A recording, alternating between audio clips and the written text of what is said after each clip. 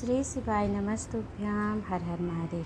स्वागत है आप सभी का आज के नए वीडियो में, जिसके माध्यम से आप सभी निर्जला एकादशी व्रत कथा को श्रवण करेंगे, जिसका वर्णन गीता प्रेस गोरखपुर की एकादशी व्रत महत्तम में जो सभी एकादशियों के व्रत का महत्तम वर्णन करता है, जिसे आप हिंदी में लेकर के श्रवण कर सकते हैं। स्वयं एकादशी व्रत का पाठ कर सकते हैं। प्रत्येक माह में दोनों पक्ष में, शुक्ल पक्ष कृष्ण पक्ष में जो एकादशी तिथियां पड़ती हैं, उनका स्मरण इस छोटे सी पुस्तक में आपको प्राप्त हो जाएगा। तो आइए हम सभी श्रवण करते हैं उस कथा को। तो देखिए, एकादशी जो निर्जला एकादशी व्रत कथा का महत्तम वर्णन किया गया है, इस पुस्तक में आप पृष्ठ संख्या 97 से लेकर के श्रवण कर सकते हैं। ज्येष्ठ माघ शुक्ल पक्ष की निर्जला एकादशी, जिसे कि हम भीमसेनी एकादशी के नाम से भी जानते हैं। भीमसेनी एकादशी क्यों कहते हैं, इसी कथा के महत्तम पर आधारित यह निर्जला एकादशी व्रत है। तो आइए आप सभी हम इस निर्जला एकादशी व्रत के पाठ को अर्थात कथा का स्मरण करते हैं और करते हैं। तो ज्येष्ठ माह शुक्ल पक्ष की निर्जला एकादशी का महत्तम वर्णन किया गया है।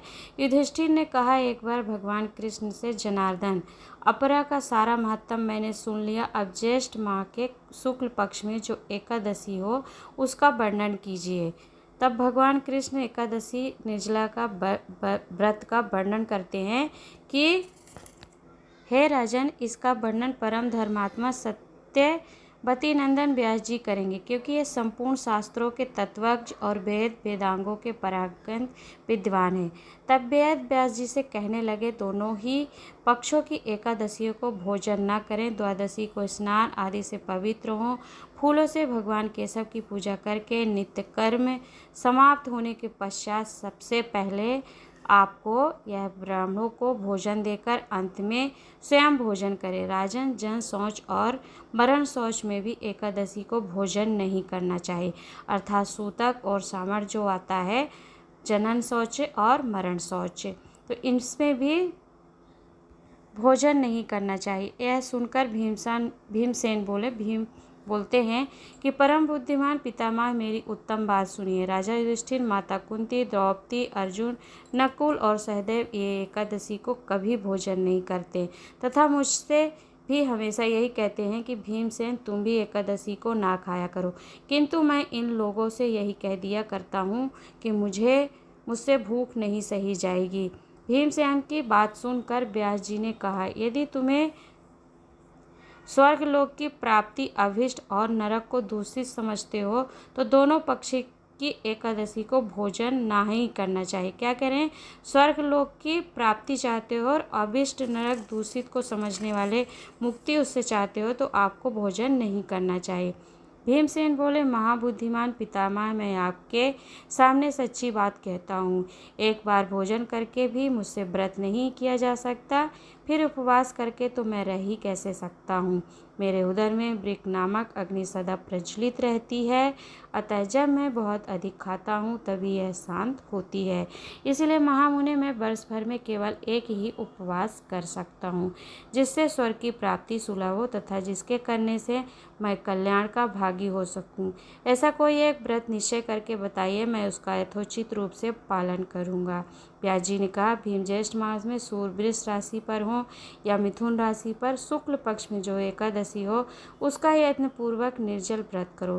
केवल कुल्ला या याचन करने के लिए ही मुख में जल को लेना चाहिए, अर्थात शरीर की शुद्धि के लिए आचमन किया जाता है तो उसके लिए आप जल मुख में डाल सकते हो। उसको छोड़कर और किसी प्रकार का जल विद्वान पुरुष मुख में न डाले, अन्यथा व्रत भंग हो जाता है। एकादशी को सूर्योदय से लेकर दूसरे दिन के सूर्योदय तक मनुष्य जल का त्याग करे तो यह व्रत पूर्ण होता है। तदंतर द्वादशी को निर्मल प्रभात काल में स्नान करके ब्राह्मणों को विधि पूर्वक जल और स्वर्ण का दान करें। इस प्रकार सब कार्य पूरा करके जितेंद्रिय तथा पुरुष ब्राह्मणों के साथ भोजन करें। वर्ष भर में जितनी एकादशियां होती हैं उन सब का फल निर्जला एकादशी के सेवन से मनुष्य को प्राप्त कर लेता है या प्राप्त हो जाता है, इसमें तनिक भी संदेह नहीं है। शंख चक्र और गदा धारण करने वाले भगवान केशव ने मुझसे कहा था कि यदि मानव सबको छोड़कर एकमात्र मेरी शरण में आ जाए और एकादशी को निराहार रहे तो वह सब पापों से छूट जाता है। एकादशी व्रत करने वाले पुरुष के पास विशालकाय, विकराल आकृति और काले रंग वाले दंड पाशधारी भयंकर यमदूत नहीं जाते। अंतकाल में पीतांबरधारी सौम्य स्वभाव वाले, हाथ में सुदर्शन धारण करने वाले और मन के समान वेगशाली विष्णु दूत आकर इस वैष्णव पुरुष को भगवान विष्णु के धाम में ले जाते हैं। अतः निर्जला एकादशी को पूर्ण यत्न करके उपवास करना चाहिए। तुम भी यह सब पापों की शांति के लिए यत्न के साथ उपवास और श्री हरि का पूजन करो। स्त्री हो या पुरुष, यदि उसने मेरु पर्वत के बराबर भी महान पाप किया होता, अर्थात विशाल बड़ा पर्वत जो है उसके समान कोई पाप किया होता है, तो वह सब एकादशी व्रत के प्रभाव से वह सब एकादशी व्रत के प्रभाव से भस्म हो जाता है। जो मनुष्य उस दिन जल के नियम का पालन करता है वो पुण्य का भागी होता है, अर्थात जल पीता है तो पुण्य का भागी बनता है। उसे एक एक पहर कोटि कोटि स्वर्ण मुद्रा दान करने का फल प्राप्त होता है।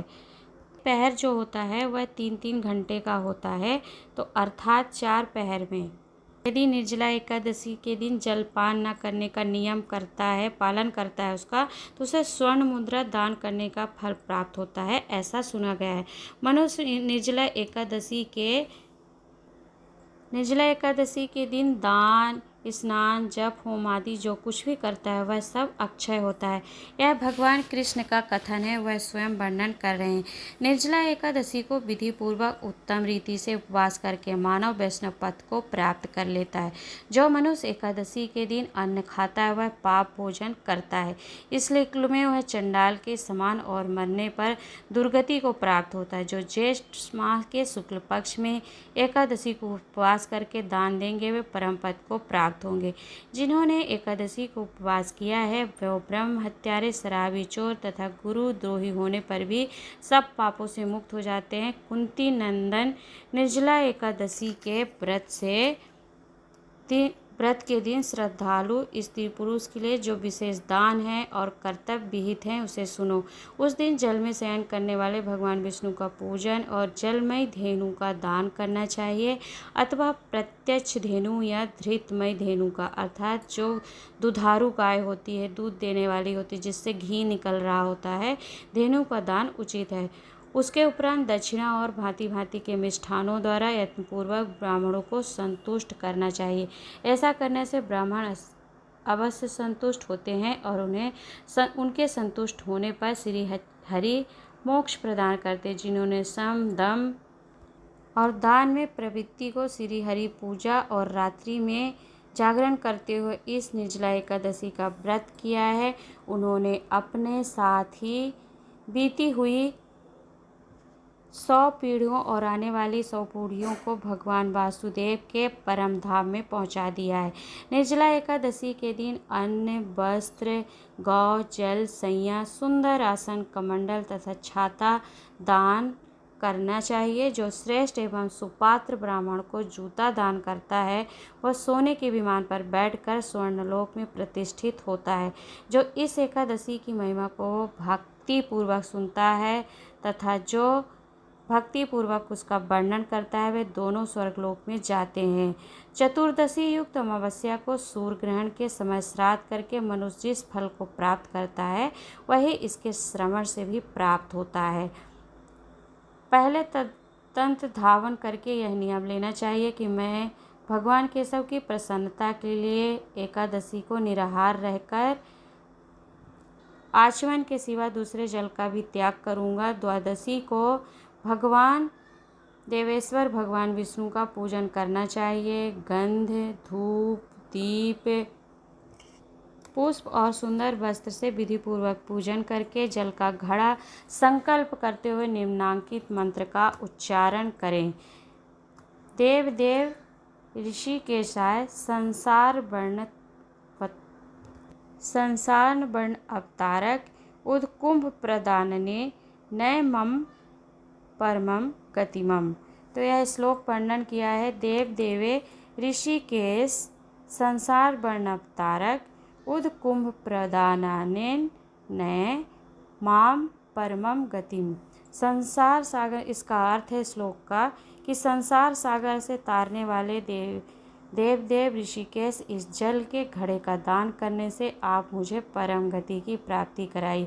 भीमसेन ज्येष्ठ मास में शुक्ल पक्ष की जो शुभ एकादशी होती है उसका निर्जला व्रत करना चाहिए तथा उस दिन श्रेष्ठ ब्राह्मण को शक्कर के साथ जल के घड़े का दान करने चाहिए। ऐसा करने से मनुष्य भगवान विष्णु के समीप पहुंचकर आनंद का अनुभव करता है। तत्पश्चात द्वादशी को ब्राह्मण भोजन कराने के बाद स्वयं भोजन करे। जो इस प्रकार पूर्ण रूप से पाप नाशनी एकादशी प्राप्त करता है वह सब पापों से मुक्त हो अनामय पद को प्राप्त होता है। यह सुनकर भीमसेन ने भी इस शुभ एकादशी व्रत का आरंभ कर दिया। तब से यह लोक में पांडव द्वादशी के नाम से विख्यात हुई, जिसे कि भीमसेनी एकादशी के नाम से भी जाना जाता है।